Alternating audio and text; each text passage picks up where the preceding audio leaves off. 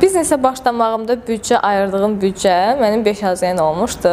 Hər kəsə bəlkə də gülünc gələ bilər, amma reallıq budur. Çünki ilk terrariumu hazırlayan zaman 3 AZN qab almışdım. 2 AZN-də hardasa gül almışdım. Torpaq falan var mı idi deyə ondan bir kompozisiya hazırladım və onu tanış bir yaxın dostuma 20 AZN satışını elədim. Oradan əldə elədiyim gəliri yenidən qablar aldım, material aldım. Yavaş-yavaş əvvəlcə öz tanışlarım üçün hazırlamağa başladım. Hətta sizə deyərdim ki, bu işə başlayan zaman ətrafa indi istər-istəməz fikir almaq üçün göstərirsən də ki, belə bir şey var, istəyirəm eləmək, səncə necə alınar deyə. Hər kəs bəyənirdi, kompozisiya olaraq düşünürlər ki, hə, gözəldir, qəşəng bir şeydir, amma kimdir bizdə bunu alan? Həqiqətən, yəni bu cümləni çox rastlaşırdım ki, kimdir bizdə bunu alan?